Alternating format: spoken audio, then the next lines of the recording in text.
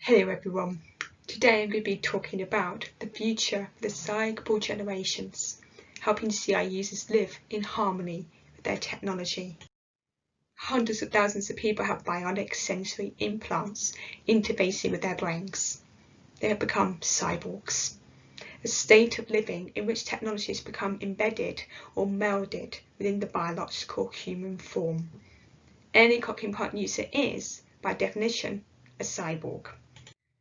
After more than 30 years of experience with cochlear implantation in this country, neuroscientists have had a significant amount of time to study the impact of the partnership between this technology and the brain. The evidence is irrefutable that cochlear implant is a very successful neuroprosthesis. However, despite the phenomenal progress made by CI users in sound recognition and in speech and language development, there is one undeniable fact. Even the most innovative use of the CI electrode array or the most advanced processing strategies cannot replicate normal hearing. As a result, there are gaps in the sound information being supplied to the brain. The brain, therefore, has to compensate for this missing information. It is accepted that, over a period of time and with sufficient training and support, compensatory strategies can be developed, which enable the CI users to fill in the gaps and make sense of what they are hearing. You all have probably witnessed this process. I'm sure many of you have played both vital and pivotal roles in enabling deaf children with CIs to learn how to make excellent use of the incomplete auditory information they are receiving. Once the child's spoken language becomes fluent and speech understanding is at an age-appropriate level, it seems reasonable to assume that successful compensatory strategies have been developed. However, the recent neuroscience research evidence suggests that this apparent success does not mean that the CI user is now operating on a completely equal basis compared to their hearing peers. Research evidence, including my own, is now suggesting that CI technology works by putting a higher than normal demand on cognitive resources. This, in turn, reduces the available cognitive capacity to deal with other cognitive activities. The issue of available cognitive resources is central to understanding the needs of the CI user. Cognitive resources are extremely precious. They are needed for memory, learning, and understanding. All cognitive neuroscientists agree that there is a limit to the number of cognitive resources available to carry out these vital activities. So cognitive capacity is finite. It is not possible to add extra resources in order to meet additional demand. In neuroscience research, the use of cognitive resources and their effect on the available cognitive capacity can be tested in many ways. One of the most popular methods is to require your research participant to multitask, so they are forced to divide their available cognitive resources between their set tasks. My own research used a dual task paradigm. The theory behind this approach is that if an individual is required to perform two tasks simultaneously, the available cognitive resources have to be shared. One task is selected as the most important, i.e. the primary task. Thus, as the difficulty of this task increases, more cognitive resources will be allocated to it at the cost of the secondary task. If the primary task becomes a speech understanding test, performance on the secondary task will become an indicator of the listening effort involved. This is because listening effort is the number of cognitive resources needed for speech understanding. So, if the listening conditions become harder for the primary task and listening effort increases, more cognitive resources will be needed for speech understanding, meaning the remaining cognitive capacity to process other demands is reduced. This will then mean that the performance in the secondary task will suffer and become worse than before. This reduction in secondary task performance will indicate the increase in cognitive resources needed to understand speech. So, Any decreases in secondary task performance equals increases in listening effort required by the primary task.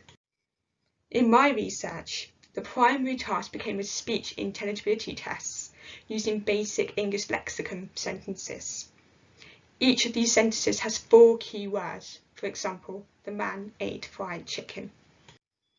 The secondary task became a digit stream presented visually, with the numbers 1 to 9 appearing rapidly in a random order.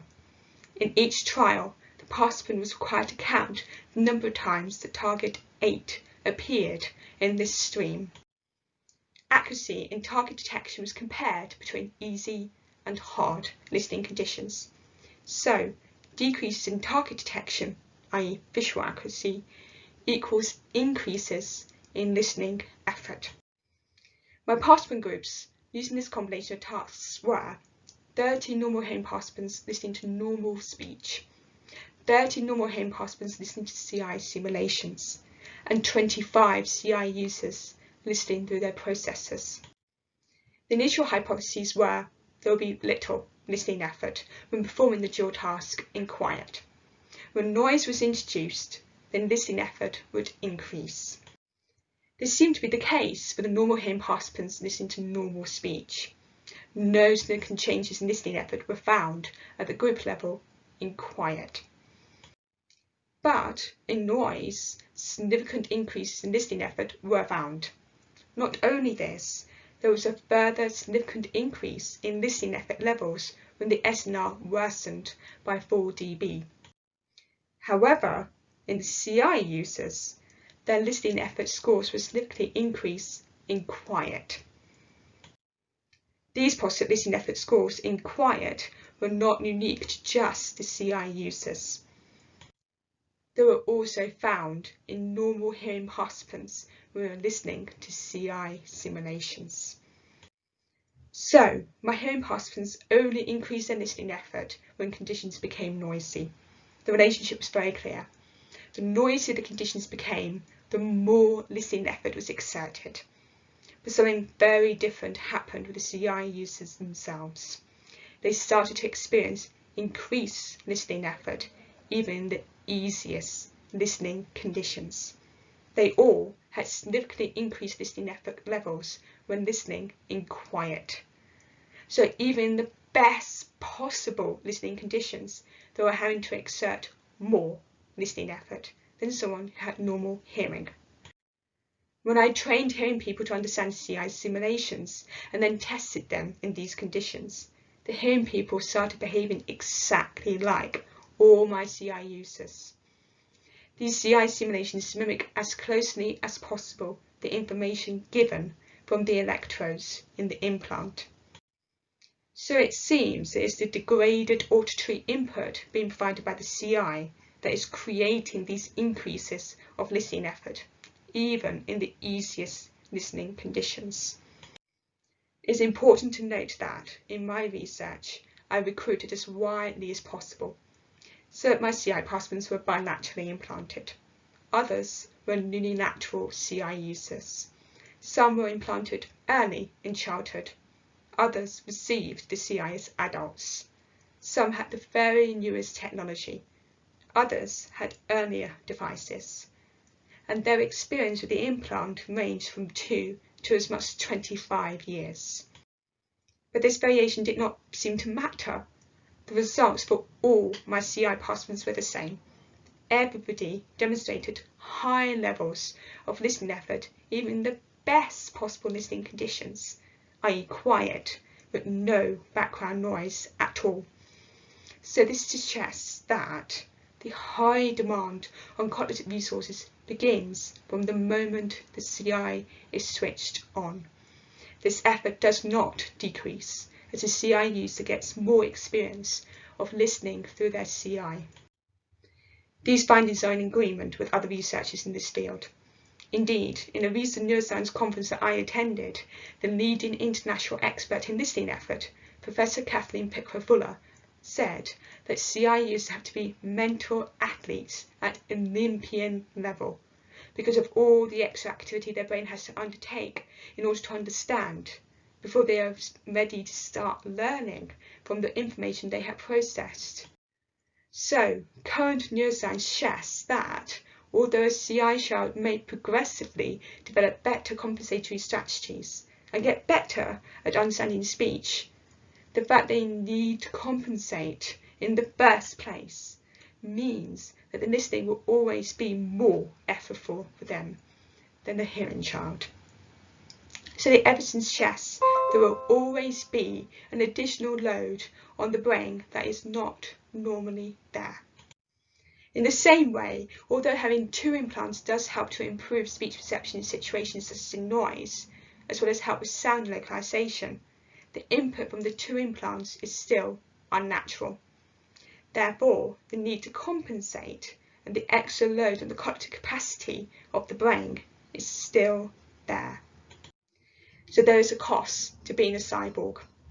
In order to use the technology, so the precious cognitive resources have to be diverted to the task of filling in the gaps in the auditory information received. Over the past 30 years, generations of CI users have been created, who are now living in partnership with CI technology. There is the expectation that this existence as a cyborg will continue for decades. The neuroscience research evidence suggests that for the CI user, harmonious coexistence with their implant is dependent upon finding ways to cope with the fact that some cognitive resources have to be continually and perpetually diverted to feed the demands of the CI technology. So it's essential to recognise that for CI users, the cognitive capacity tank is not full. Where exactly the needle is on the dial cannot yet be precisely determined, but the principle is established that some cognitive resources are not available because they are needed to feed the demands of the CI. So for CI users, as cognitive load increases, a lack of cognitive capacity to deal with these demands, i.e. cognitive overload, is going to occur earlier than with a child or adult with normal hearing. At this point, cyborg technology comes into conflict with caveman physiology. This is because stress will start to be triggered at the point that cognitive overload is experienced. The reason for this is that the brain perceives this overload as a threat. As a result, it will respond in a very primitive way. In fact, the response will be identical to the one that was triggered in our caveman days by the presence of a saber-toothed tiger at the mouth of the cave. Initially, a fight or flight response will occur, which in our earliest days would have helped survival. But as the threat continues, a more chronic stress response is triggered.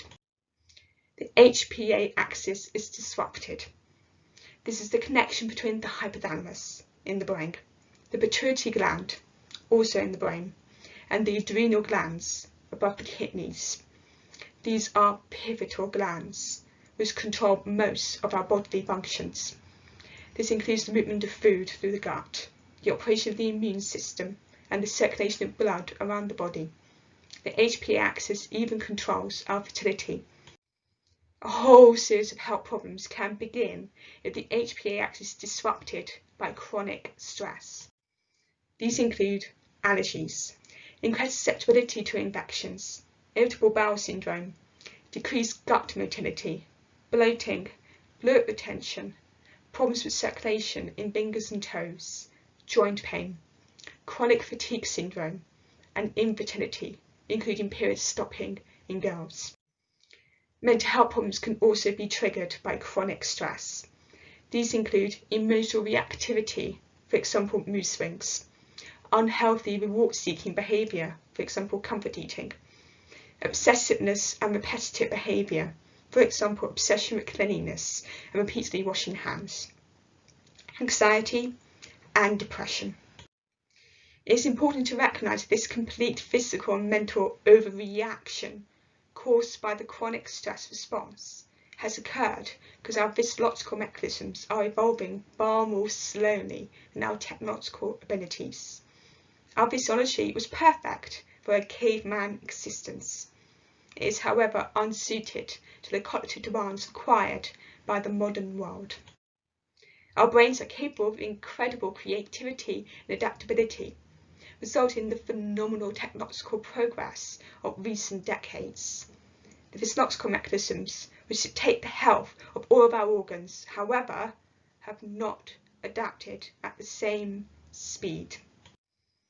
Our primitive systems related to the fight or flight and the ongoing HPA involvement are intended for protection against physical threat to life. However, they can be triggered by any perceived threat. Cognitive overload, i.e. inability to process cognitive information because there are no resources left, is seen as one of these threats to physical safety and is responded to accordingly. Also, even more worryingly, the protective nature of these stress mechanisms is such that they can easily become sensitized. In other words, the stress response can become triggered progressively more and more easily if the event of cognitive overload is perpetuated over a period of months and years. This means that these health problems can compound and become exacerbated as the CI child becomes older if they have not been protected from experiencing cognitive overload. Therefore, symptoms of HPA axis disruption may become more obvious and more difficult to address if lifestyle changes and good habits in managing cognitive resources are not established early and perpetuated into adulthood. So, in order for cyborg CI technology to live in harmony with these caveman mechanisms, an intervention is needed. Any winning formula of intervention needs to take into consideration the fact that cognitive resources are more limited for CI user because of their need to compensate, and the fact that cognitive overload needs to be avoided in order to promote optimum health and well-being. I believe that one approach that could achieve this is my Go for Gold strategy. This Go for Gold strategy is based on the idea that, like any athlete, the CI user can reach their full potential with the right combination of rest, training and support. These three essentials can be achieved by three key interventions: golden silences, providing the rest; golden opportunities, providing the training; and gold star support, providing the support by enabling the essential reduction in cognitive load, so the CI child has the capacity to learn at the same pace as a hearing child. Silence is golden, as the saying goes. However, in my experience, talking to many professionals working with CI users, the whole concept of therapeutic silence is rather alien and potentially problematic, so I'm very aware that some clarification is needed at this point. Silence in this Go for Gold strategy does not necessarily mean the requirement for the CI user to switch off their device. This is important because I am very aware that some CI users experience tinnitus if their implant is switched off. Some CI users prefer to remain permanently switched on, and, especially in the case of young children learning to use their device, it is not always a great idea to introduce the practice of physically switching off their CI during the day. However, to introduce a healthy pattern of stress, it is necessary to intermittently reduce cognitive load. It is being increasingly recognised that mindfulness activities are particularly good at reducing this load and lowering stress levels. Mindfulness activities include mindful colouring, painting, knitting, crochet, sewing, carpentry and cooking. Or play activities such as Duplo, Lego, construction toys, jigsaws and imagination games with model figures. However, it is essential that this play activity does not involve any electronic screen time. These screen time activities require considerable cognitive resources and are not restful to the brain. The same applies to listening to music, even soothing music. It may seem to be restful emotionally, but it requires too many cognitive resources to process so it should be avoided during golden silences. So the essential requirements of these periods of golden silence are that they should occur in a quiet environment with no background noise, no music, and very importantly, no compensation. This ensures there is no need for compensatory strategies to interpret the sound, which further reduces demand on cognitive resources. There is, unfortunately, as yet, no magic formula which will enable professionals to calculate the number of periods of golden silence needed to create a healthy pattern of stress for CI users. So it's not possible yet to set any rules. However, encouraging a lifestyle that incorporates mindful practices such as meditation, Tai Chi, yoga or Pilates, together with the encouragement to get outdoors on a daily basis and walk in calming spaces, will all contribute to creating a healthier pattern of stress. All these activities help to reduce cognitive load, decreasing the likelihood that the HPA axis will be disrupted. To counterbalance the golden silences and encourage the continued development of compensatory strategies, it's important to find golden opportunities to interact and communicate with the CI child. Golden opportunities are times when the child is alert, happy and receptive. These golden periods can be optimised by high quality interaction, promoting speech understanding of a wide range of vocabulary. It's best to aim for quality rather than quantity, bearing in mind that all of these activities will increase listening effort, and this will become stressful after a time. Also, once cognitive capacity has hit the limit, the child will not be able to benefit from your interaction. Signs that the child is reaching their limit in terms of cognitive capacity can be irritability, tiredness, difficulty in taking in new information, poor memory for something that's just been said, lack of cooperation, unwillingness to join in with an activity, not wanting to go out, withdrawal, taking themselves off on their own, not wanting to be bothered or disturbed, outbursts of temper to shouting or screaming, and aggressiveness. If this happens, it becomes very possible the reason is that listening efforts become too high and they have reached the peak of their cognitive capacity and badly need time out. In the classroom, other behaviours may occur when listening effort becomes too high. For example, being disrupted in class, not paying attention, opting out of activities, making silly noises, inability to stay still, difficulty in remaining focused on a task, difficulty understanding a task, and underachieving compared to the teacher's expectations. However, it is almost impossible to judge how many of these behaviours are directly related to cognitive overload. Also, in my experience, the effect of this overload is cumulative, so overload tends to creep up on you over a sustained period of listening as progressive tiredness, and only becomes evident when a state of exhaustion is reached. This means it is very difficult to identify the exact moment at which cognitive overload has occurred. Instead, it only indicates the damage of this cognitive load may be a gradual deterioration in physical and mental health that becomes progressively more and more obvious as the symptoms accumulate over a period of years. This is why a clinical test to monitor the cognitive resources acquired by CI users is so essential, so that the relationship between cognitive load and health can be closely monitored in all CI users.